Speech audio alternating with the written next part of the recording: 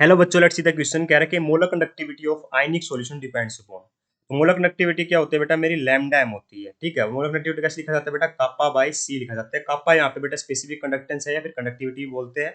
सी बेटा concentration of the solution है। तो हमसे पूछा जा रहा है कि किस फैक्टर पर डिपेंड करती है। तो देखिए बेटा, हमारी जो मोलर कंडक्टिविटी है उसका मतलब ही क्या है? ठीक है, मोलर कंडक्टिविटी का मतलब आप ऐसे समझिए, लैम्डा एम से लिखा जाता है बेटा इसको। ठीक है, तो ये कह सकते हो मोलर कंडक्टिविटी और मोलर कंडक्टेंस। इसका मतलब होता है बेटा मेरा conductance of a solution containing one mole of an electrolyte between two electrode which are 1 centimetre apart. ठीक है, तो इसमें क्या होता है? सी कंसंट्रेशन मान ली बेटा हमने, तो ये बेटा मेरी डिस्टेंस बिटवीन इलेक्ट्रोड पे बिल्कुल भी डिपेंड नहीं करती, ना सरफेस एरिया और इलेक्ट्रोड डिपेंड करती, मतलब इलेक्ट्रोड से इनका कोई लेना देना नहीं है। ठीक है, इलेक्ट्रोड से इनका कोई लेना देना नहीं है, ना कि कितना डिस्टेंस इलेक्ट्रोड के बीच में और क्या सरफेस एरिया इलेक्ट्रोड का, उससे कोई मतलब नहीं होता बेटा मेरी मोलर कनेक्टिविटी को। पर मोलर कंडक्टिविटी मेरे टेम्परेचर पे और कंसंट्रेशन ऑफ इलेक्ट्रोलाइट पे डिपेंड करती है। कंसंट्रेशन पे तो पता साफ दिखाई दे रहा है बेटा। ठीक है, कैसे डिपेंड करेगी कि मोलर कंडक्टिविटी बेटा मेरे डिक्रीज होगी विद इंक्रीज इन कंसंट्रेशन, है ना। या फिर कई बार ऐसे पूछ सकते हैं डाइल्यूशन के साथ क्या होगा बेटा? तो डाइल्यूशन बढ़ाने का मतलब है बेटा, मतलब है कि वॉल्यूम बढ़ाना, और वॉल्यूम हमें पता है कंसंट्रेशन क्या होती है बेटा? Number of moles by volume. ठीक है, अगर वॉल्यूम बढ़ाएंगे तो कंसंट्रेशन कम होगी, अगर कंसंट्रेशन कम होगी तो बेटा मेरी मोलर कंडक्टिविटी बढ़ेगी।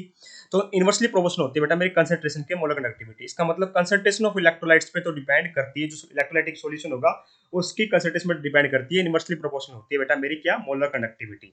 ठीक है, एक बात तो ये हमेशा ध्यान रखनी है कि molar conductivity depend upon concentration. ठीक है, तो ऑप्शन नंबर थर्ड तो परफेक्टली करेक्ट है। ठीक है, ऑप्शन नंबर थर्ड तो परफेक्टली करेक्ट है ही हमारा। अब बात करते हैं बेटा टेम्परेचर पे डिपेंड करते नहीं करते। देखिए बेटा, जब आप टेम्परेचर बढ़ाओगे इलेक्ट्रोलाइटिक सॉल्यूशन का, तो जो कंडक्टिविटी होती है और जो मोलर कंडक्टिविटी होती है वो इंक्रीज करती है बेटा। ठीक है, तो मतलब मैं क्या कह सकता हूँ कि मोलर कंडक्टिविटी डायरेक्टली प्रोपोर्शनल होगा बेटा मेरे टेम्परेचर की। एक्चुअली में मोलर कंडक्टिविटी बेटा कापा पे डिपेंड भी कर रही है। ठीक है, और जो कापा होता है बेटा उसको बोलते हैं कंडक्टिविटी, ये भी डायरेक्टली प्रोपोर्शनल होती है टेम्परेचर के। ऐसा क्यों होता है बेटा? अगर आप टेम्परेचर बढ़ाते हो बेटा इलेक्ट्रोलाइटिक सॉल्यूशन का, तो जो कंडक्टिविटी है बेटा वो इंक्रीज होती है, या फिर कहो कंडक्टिविटी इंक्रीज होगी तो मेरी मोलर कंडक्टिविटी भी इंक्रीज हो रही होगी। बिकॉज जो काइनेटिक एनर्जी होती है ना बेटा जो आयंस की, वो इंक्रीज कर जाती है। ठीक है, क्योंकि टेम्परेचर बढ़ाओगे तो मूवमेंट बढ़ेगी बेटा, पार्टिकल्स की मूवमेंट बढ़ेगी तो काइनेटिक एनर्जी बढ़ेगी। अगर काइनेटिक एनर्जी बढ़ती है बेटा तो kinetic energy of ions get increases. ठीक है, काइनेटिक एनर्जी इंक्रीज होगी बेटा, तो जिससे क्या होगा, जितने भी अट्रैक्टिंग फोर्स होते हैं ना बेटा वो डिक्रीज करते हैं। ठीक है, अट्रैक्टिव फोर्सेस क्या करते हैं बेटा? डिक्रीज करते हैं, पार्टिकल्स दूर हो जाते हैं, मूवमेंट फास्ट होती है। अब मूवमेंट फास्ट होगी तो बेटा मेरी कंडक्टिविटी इंक्रीज हो रही होगी। कंडक्टिविटी क्या होगी बेटा मेरी? इंक्रीज होगी, तो मतलब टेम्परेचर के तो डायरेक्टली प्रोपोर्शनल होती है बेटा मेरी कंडक्टिविटी भी और मोलर कंडक्टिविटी भी। ठीक है, तो ऑप्शन नंबर वन भी परफेक्टली ठीक है।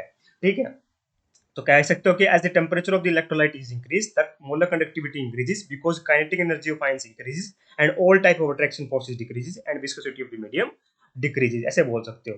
ठीक है, और वही कंसंट्रेशन पे कैसे डिपेंड करेगी बेटा? जब आप कंसंट्रेशन बढ़ाओगे, या फिर आप कह सकते हो कि हाँ, जब आप कंसंट्रेशन बढ़ाते हो तो मेरी मोलर कंडक्टिविटी क्या होती है बेटे? कम होती है। इस बात का अपने को ध्यान रखना। ठीक है, इस बात को अपने को ध्यान यहाँ पर रखना है।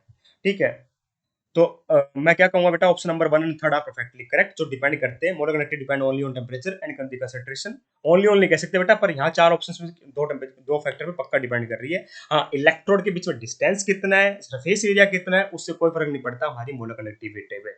आई hope you understand the answer. Option number one and three are the correct.